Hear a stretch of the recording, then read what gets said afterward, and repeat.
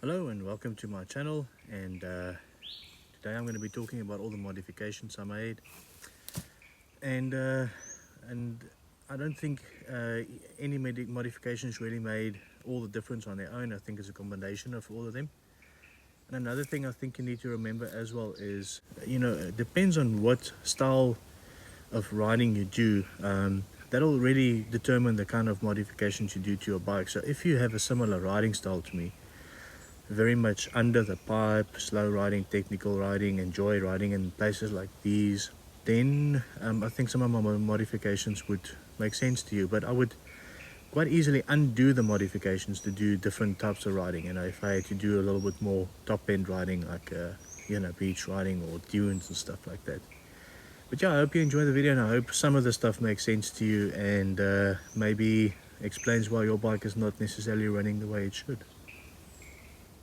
Well, I'm just out for a ride today, and I've had a few questions about the modification that I did to the governor, and I thought, well, actually what I should do is make a video of all the modifications I've made and the differences it's made for me so far, and whether it's a must or must not. I'm a little bit out of breath, and that's because I'm unfit. But I'll go through the list with you quickly of all the things that I did so far. Alright, the first modification I have on my list is my backpack. You won't believe what a difference the backpack made. I've got a very light backpack on, and I pack an absolute bare minimum. It's also has my water in it. It's a Camelback, and I store an extra pair of goggles and my wallet and cards and safety details for if I make an accident and stuff like that. And then my tools are my I don't know what you call these, like a butt bag or something. But it brings the bulk of the weight down lower, so you don't feel it on your shoulders, and also you want your weight as low as possible for balance and traction.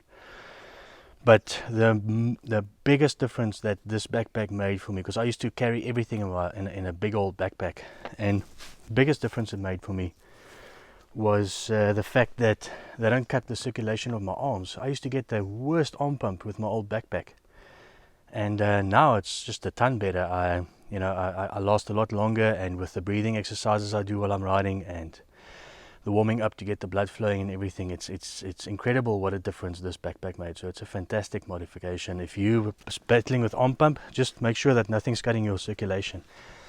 Another thing is these armors that you wear, the chest guards, chesties. They also tend to really cut your circulation. If it's too wide for you and you bring your arms forward and it starts cutting around your shoulders, it cuts circulation. You don't want that. So yeah, that's my first mod that really helped with arm pump. The second thing I did is I changed the gear ratio on my bike by changing out the sprockets. And first I went a tooth down on the front sprocket, and it's effectively like going 3 up in the rear.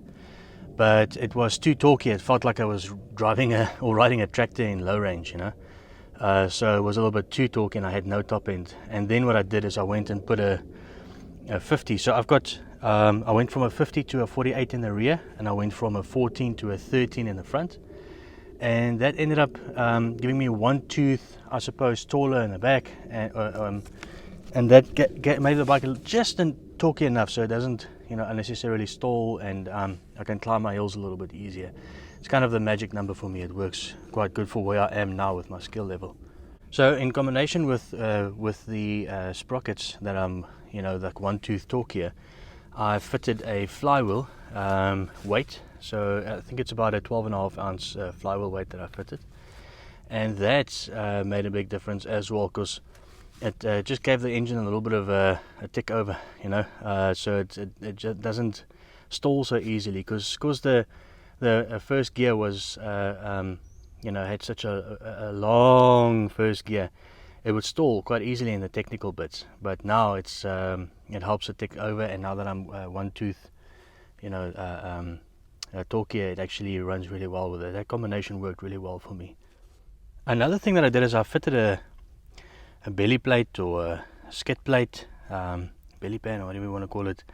This is just this was a plain piece of, what do you call it, I think it's polyethylene, and it was a straight plate that you cut out to the shape you want, drill the holes that you want, and then you just warm this bit up with the heat gun, and it gets soft, and you bend it to the shape of your frame. This is a big necessity. You don't want to knock holes in your crankcase, so I was quite stoked with that one. It was cheap as well, and I don't care much for it, so I'll ride it hard, and if it ends up too wasted, then I just make another one. A little bit of work, but it's a lot cheaper than buying these expensive skip plates. Alright, the jetting, and yeah, this thing was jetted like a pig. It was way too rich, and it ran horribly. It ran like a dog. And I even went to my dealer and asked him to rejet it, and got it back, and the guy just made one jet leaner to make me happy, but didn't quite know what he was doing, and I was rather disappointed in that.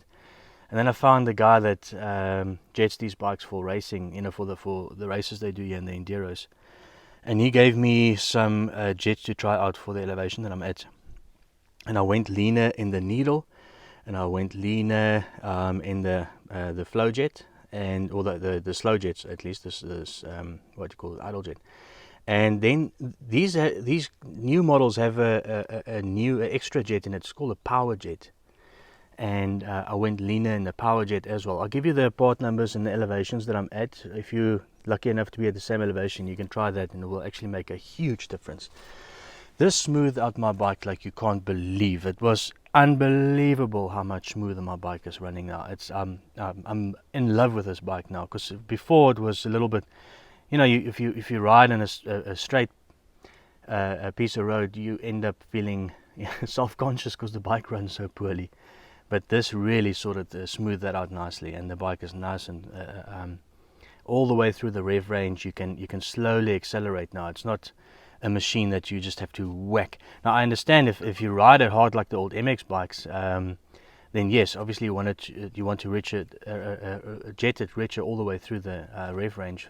For sure, I get that, but I don't ride like that. I'm under the power band most of the time with my technical riding, so I went leaner. I left the main jet rich, so if I end up on the main jet and I'm flooring it, I get enough fuel to my bearings and stuff. So yeah, that was the biggest difference that for this bike, literally hands down the biggest difference. This was the rejetting the carburetor.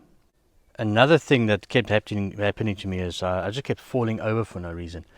I would try and dab my foot, and there's nothing there because I'm short. I'm like 5'6", and it was a hassle trying to get over technical terrain, because my balance isn't perfect like the pros, where I can just keep my feet on the pegs the whole time.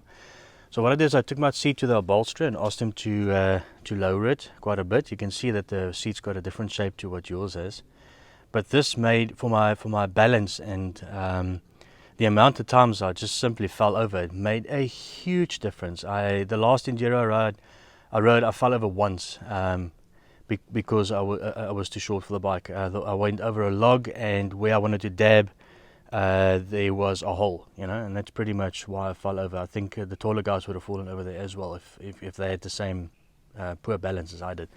So that was a huge improvement to my bike as well. I have a lot more confidence, and I fall over a lot less. And yeah, obviously you don't want your new bike to fall over for no reason. Another thing I didn't mention is I never lowered my forks, because I don't want to mess around with the handling, and I also didn't want to go go lower on the bike itself, so the clearance is less. I like the clearance, I just don't have enough leg to handle it, but the seat made up more than enough for that, so that's cool. And then I went ahead and fitted a headlight. To me, I have to be honest, it really was for aesthetic. I really did it for the aesthetic value of it, but actually it helps a lot.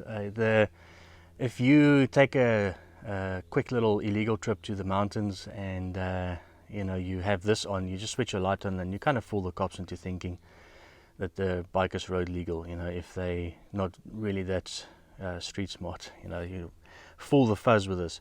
Not always, but and I don't recommend it, and I don't endorse it, but it can help you if you need to just slip somewhere quickly. but don't do it. Anyway, and then another thing is when you end up riding a bit late and the dark catches you, it really helps to have a headlight on there. I really think that they can, for the next, for the 21 model they're going to bring out, I think they could at least just fit a light to it. But I really hope they don't fit those butt ugly Yamaha lights in it. It looks like this weird pointy chin, you know. I like these fatter ones. Anyway, so let's hope for that, because I mean, it's an enduro bike after all. Had a sticker kit made by, what was it company called? Motocal. What was it? Oh, there we are. Yeah, Motocal. You can design your own stickers and they ship it to you anywhere in the world, and that can help you protect your plastics from all those ugly scratches and things that your plastics end up getting. So I had mine made. Unfortunately, I made a boo-boo on the black piece, but I've got a new plastics on the way, and new stickers on the way as well, because I had this happen to me with the last enduro. So I think I feel like having some white plastics this time. And then if I can get in here, tires. I know that one should definitely always prepare exactly the same that you're going to race or ride, but I like to ride my old tires.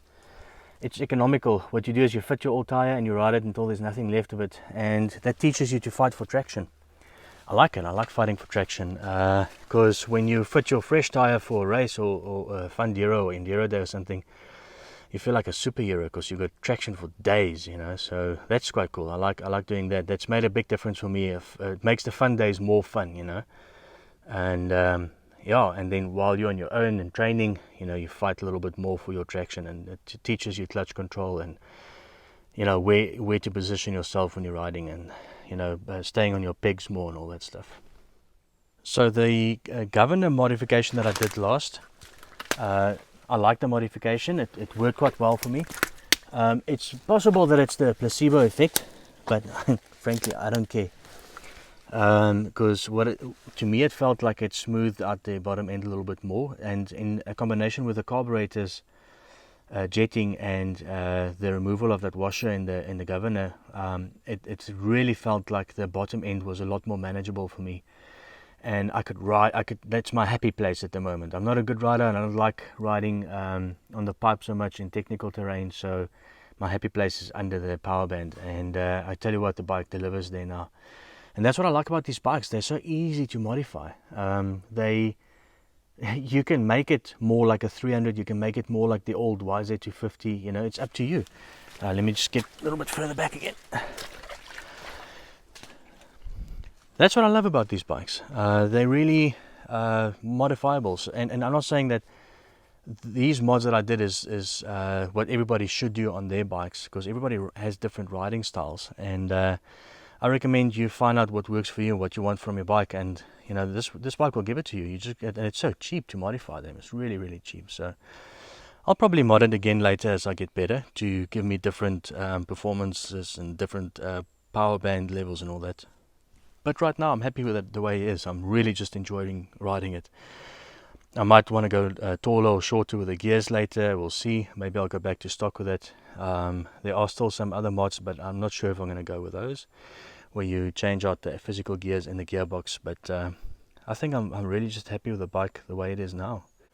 Actually, the very first thing that I fitted to my bike was handguards. I did my first ride, my maiden ride on this bike, I did without handguards, and I tell you what, nothing pulls your front brake like the trees that you bushwhack through. I was riding through a place where there were thin young trees like this, and you're kind of whacking through them with your handlebars, and they just keep pulling your front brake, and it washes out your front wheel, and it was a bit of a disaster. And also you know, not to mention the hiding that your hands take. So yeah, I very, very quickly went and spent the money and got handguards. You can't really do without handguards. I know a lot of people don't like these ones because of you know, the arm braking and all that. I don't ride like those guys. I'm not a fast rider, I'm a slow rider, so I'm happy to have these because they've really saved my handlebars quite a few times. In fact, just now up there somewhere in the bush, I slipped and fell, and quite a hard one, because when you fall on an incline like that, and the bike falls over to the lower side, it tends to fall quite hard. You know, it ends up upside down sometimes, and this takes a lot of it absorbs a lot of the punishment, and it saves your levers quite a bit as well. Then there's one last little modification that I still want to do. I want to replace all the nuts and bolts on the bike as much as I can to the same size, or actually at least so it can take the same tool. So I don't have to pack a whole bunch of different tools and pieces and bits in my toolkit. So I'll be doing that soon as well. I know that they have the bigger and smaller heads for specific torques and all that, but yeah, it doesn't take a rocket scientist to figure out you mustn't tighten them too much. So I'll definitely be doing that to lessen the amount of tools that I have to carry with me as well. Bow chicka wow wow. Thanks for watching. Get out there, ride your bikes. Do it. Do it now. Do it.